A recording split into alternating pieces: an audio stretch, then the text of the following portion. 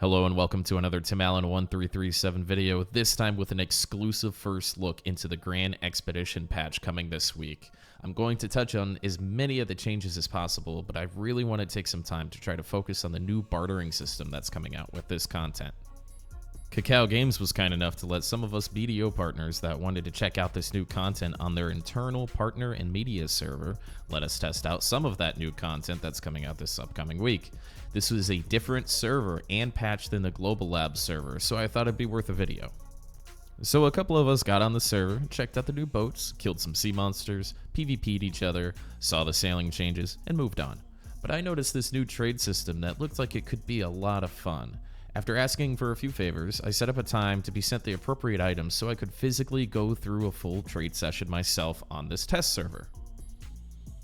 While you take a look at some of the highlights of me going through my first trade route, let me go over a couple of the changes to the sea content in this patch. First, new boats, obviously, and there's an upgrade path for your existing boat so you don't have to start from scratch chopping a bunch of logs.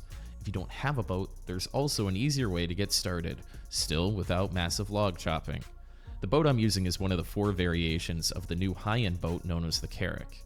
This type of information is probably best shown to you in a document, so I'm going to link it in the description below. Keep in mind, the materials needed for a lot of these upgrades can only be acquired in the new patch, so there isn't a whole lot of prep to do beforehand. Also, a lot of it is in Korean.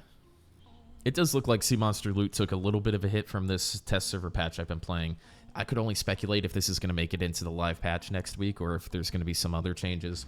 But if you consider how fast and easy it is to kill a sea monster now, it does make sense to nerf the loot a little bit. I did manage to get a 100 mil guild fund drop while messing around, so it seems from all the information I've gathered and my personal experience, there's a good chance those are staying untouched for the time being. Anyway, these boats are super fun, and they've added so many new mechanics to them, like sailors. You know that inn in Velia? There's been sailors hanging out there for years, and now you can walk in there, hire them, and equip them to your boats. They'll be able to scavenge for goods on islands, give your boat stats, be able to pick up random items and bonuses along your journey randomly, think like Oregon trails. You do have to feed them and take care of them, just like workers, at the wharfs, but it's not a big deal, and it's kind of fun to manage them.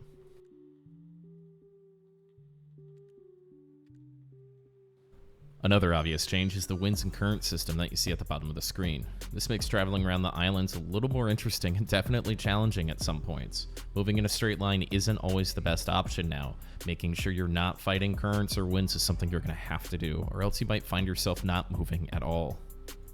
To that end, I highly suggest you getting a character to skilled one sailing for the movement speed boost if you're looking to do bartering, so you can get through those moments where you're kind of stuck in the winds and the current.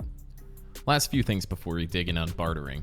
Cannonballs are now part of your stand bar, or rations as it's now known. When you restock your rations at a wharf, you'll automatically be refilled on cannonballs. No more second person on your boat shooting cannons, you can control these with your left and right click now. Very easy and a wonderful change. Charge has been nerfed heavily. You now take the same damage as you deal, making the old school movement, lock, and ram way of killing things completely unviable.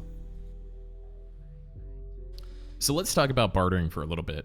At first glance, this doesn't look like that big of a deal, but I think this is some extremely interesting content with a lot of potential behind it. Not sure if anybody else has been able to do a trade run, but I did the full thing start to finish, got my seed coins, and even went to the vendor to check it out. What I noticed was each barterer had a max number of trades, so even though I had 1,000 spirit leaves, I could only do 1 trade, and I thought that was capping me out unfairly because I had all this weight on the shiny new Carrack. But after reset, I noticed there was more trade routes for me to do, and even additional one-off trades that I could make. And if you take a look at the document in the description, you'll see that you'll be able to unlock loads more of these. There's no timer on these trade items, so you'll be able to place them on alts, other boats, horses, whatever you want to do. You can keep them on hand for future trade routes, but more likely you'll turn them into coupons at a wharf manager that will allow you to get Manos items at Crow's Nest Vendor. This vendor, on this specific island, is where you turn your coins and coupons in. Note the location, you're going to be coming here a lot. You also have an opportunity to sell these T5 items for 5 mil each at any vendor, not trade manager. At this point, I'm not sure how viable this is, but time will tell. We'll have to see the release patch notes and play around with the system before we fully understand how much silver per hour we can make doing this, but we do know that this is going to be the best way to farm the coins for the new items, including the new Alk Stones. So that's my sneak peek at the new seed content coming out this patch. I just tried to hit some high notes and give you guys a good look at what's coming up. Nearly all of this is subject to change, of course. I really want to thank Cacao Games and the partner program for setting this up and helping me make this video. If you're a content creator and want to work directly with Cacao Games, follow the link below to apply to the program. Let me know in the comments below if you're excited for this content, and hit the subscribe button, and hopefully we'll get more sneak peeks into the future builds. Thanks for watching, and I'll catch you next time.